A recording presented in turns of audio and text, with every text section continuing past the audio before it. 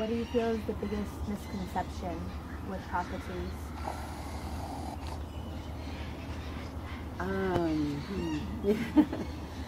I don't know that it's a misconception. I think the biggest issue is that people think that they're just lovable, cuddly birds. They are, but they don't take into account all the other behaviors that come with them. So you have your advantages and disadvantages. And one of the advantages is that they cuddle, but you have 20 other disadvantages with them. I think so. I think people don't take into consideration.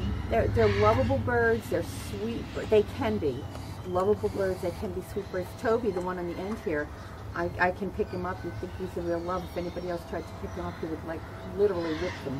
Wow. He's just not friendly at all. And when they're not friendly, the greater majority of the ones I have are biters. They will just attack and bite. And that's a behavior that once I have an attack bird, a bird that attacks like that, I will not put it in another home because I'll never trust it.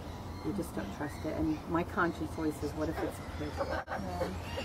And now I know you've been to the emergency room several times for different bird bites, but how much of the time is it from cockatoos that you actually get really? The worst ones are from cockatoos. Yeah. In fact, the last time I was in, they had to, the cockatoo bit through, hit me on the bone, and they had to drip IV antibiotic in for over an hour and a half. I was in there just having an IV antibiotic because it did go right down to the bone and it hit some tendons.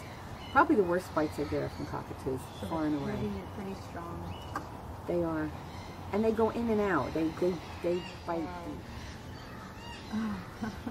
They actually just got very aggressive with each other. But can you house two cockatoos together? Are they generally good with each other? I would not house two together. What about cockatoos and children? Do you think they're generally good with children? That really is an individual bird thing. Some are, some aren't. Depending upon the age of the child. I wouldn't let any child under, say, 8 or 9 hold a cockatoo unsupervised.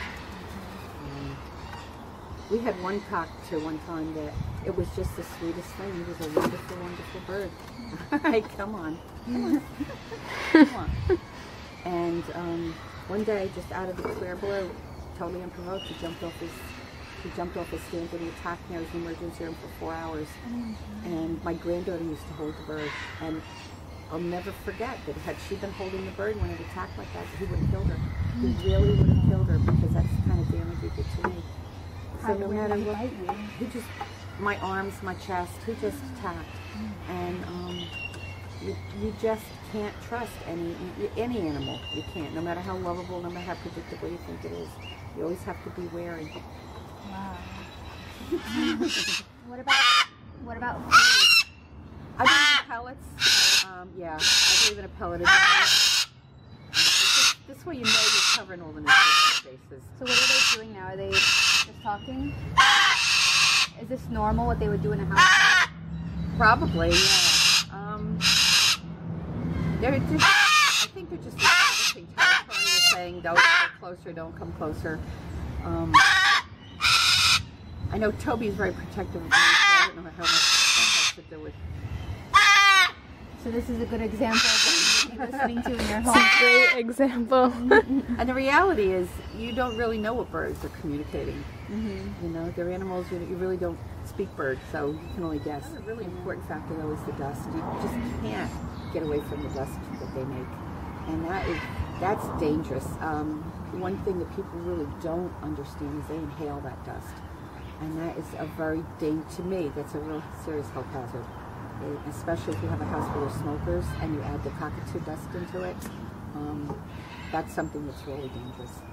And I know I sound really down on cockatoos. They can make great pets. Oh, yeah. It's just that you absolutely have to know what you're getting into. Yeah. And you have to make sure you're ready to make the commitment of time, of not just time, daily time, weekly time, but like the yearly time. Okay. You know. Oh yeah, how long do they live for? They can live 40 years, 50 years. And realistically, even a short 25-year span is, you know, if you're 25 and you get a cockatoo, think about what's going to happen in the next 25 years in your life. You know, you get married, you'll have kids.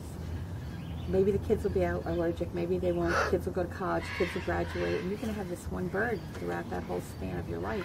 Yeah. And the So- space for them in the house, you never know That's where right. you're going to be living, where you're going to be traveling. They're not. Do you want to travel? Yeah. Right. With these guys. Give to a new bird owner. A new bird owner, before you get your bird, I would say join a bird club. Learn all you can about the bird. Talk to people who have a bird like you want. If they tell you negative things, believe them. Don't say my bird's not going to do that, or I'm going to teach my bird to do that, or not to do that, because in reality, you might not be able to, and you're not going to have the time that you think you're going to have to spend with the bird.